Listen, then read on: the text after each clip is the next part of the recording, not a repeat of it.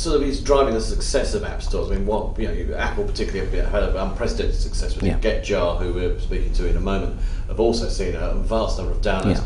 What is the sort of consumer hunger for apps? Why are they so popular? I think it's to do, in the first instance, with the iPhone itself. Fantastic user interface, fantastic handset, fantastic graphics, great capability to handle very large applications. The next is the interface and associated App Store. It's very easy to access the App Store on the phone. It's very easy to browse. It's very easy to find the application that you want. And crucially, it's very easy to buy it. You've got one point of billing. You just click and you download the app to your phone and you've paid for it.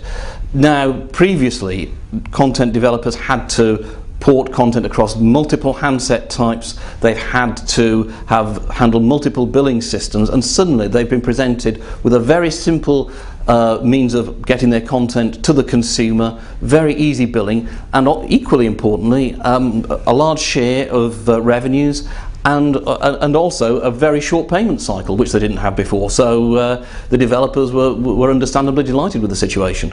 And where do mobile network operators fit in with apps? I mean, is this something they can actively exploit and generate some revenue from, or are they sort of running scared a bit from it? Well, in the first instance, you saw this Me Too phenomenon, whereby, having seen what happened with Apple's App Store, you saw all of the operators saying, hang on a minute, this is a new means of monetizing content.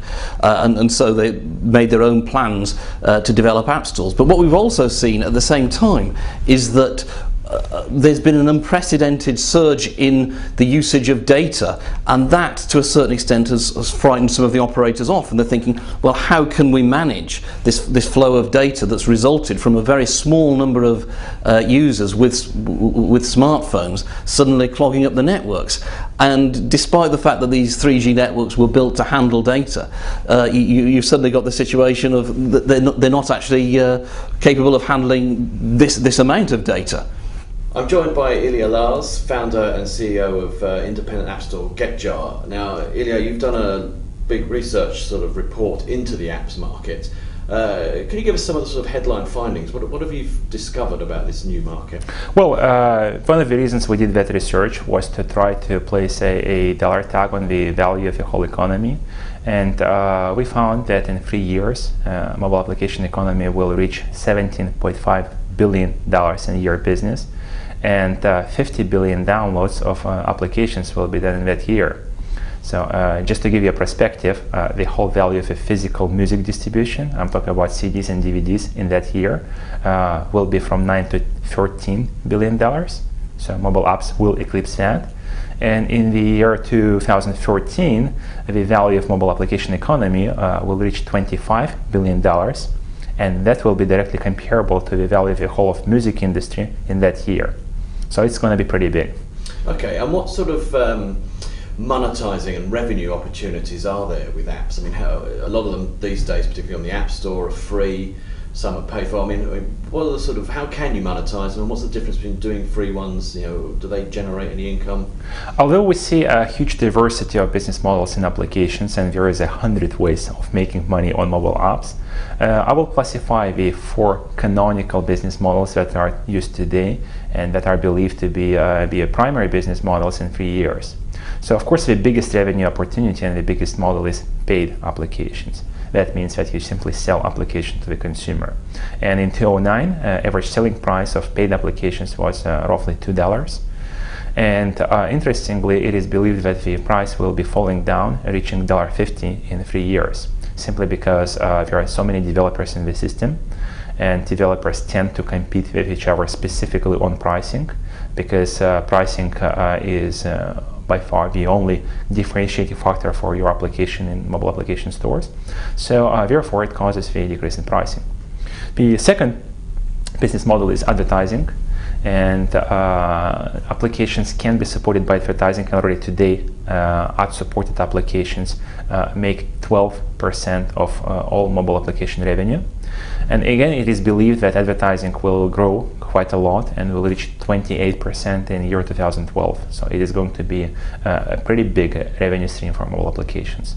Then the third is virtual goods. That means that, especially on top of social networks, You're monetizing different services and different goods inside these social networks, and you're charging for that to your consumers. And the fourth category is simply cross and upselling other products, because mobile application can be used, say, as a marketing tool to even sell cars. So this is going to be pretty big as well. So these are the four major business models for mobile applications. Much of the talk about applications, is there a bit of a fad, a short-term thing, really, that mobile web will take over? I mean, how do you see over this sort of development period between now and 2012, 2013, are we going to see apps decline and mobile web increase? Right, there has been this discussion in the industry for, the debate has been going on for at least 5 years that I can remember. Versus, first everybody believed everything is going to migrate to browser, and then the rise of the Apple App Store showing that apps are really important, and this is the way for mobile to go. But in general, I think that this whole argument, mobile web, cloud technology versus native code, is very technical. And I think for the consumer, this whole debate is completely irrelevant. Because the one thing which we see happening in mobile is that the whole paradigm of URLs as being the way to access sites and services on the internet is being replaced by icons on mobile screen.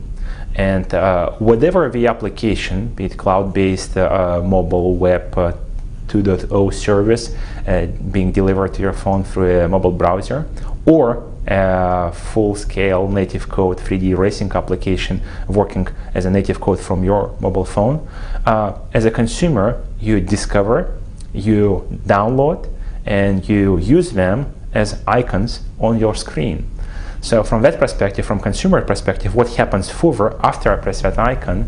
Does it launch the browser and point it to some mobile site, or it's a mix? It launches, say, some native application which in turn requests some data from network, or it's a purely 100% native code application. As a consumer, I don't care. Does that have any effect on GetJar's business? Well, it does in a sense that mobile web really adds to whole application growth. So already today, 15% of our applications, in fact, are mobile websites that we support through creating native code icons. And we see that developers successfully use this shortcuts to mobile sites as part of their general mobile strategy. So, Alex Meisl, Chairman of Sponge, what are the telemedia opportunities in apps? Are there any? I would have thought there are. I mean, the brilliant thing about an app is you can deliver a very, very rich user experience. You can add levels to things. You can charge for content. There are all sorts of different charging mechanics, whether it's charging to download the app in the first place, or whether it's actually charging within the app, or advertising as well. So I would have thought the opportunities are pretty good. More of a challenge is actually the discovery and making sure people are aware that your app exists. Okay, and the $64,000 question: are apps the future? I think there may be parts of the future. Our view would be it's probably only a small part of the future. We think that mobile sites and the mobile web actually represent more opportunities in the short term, and then bit by bit apps and the mobile web will sort of slowly morph into one thing where the intelligence is happening in the cloud and you've probably got a thin client in your handset. But certainly, based on all we see at the moment, you can get a lot more traffic to a mobile site than you can get downloads of an application.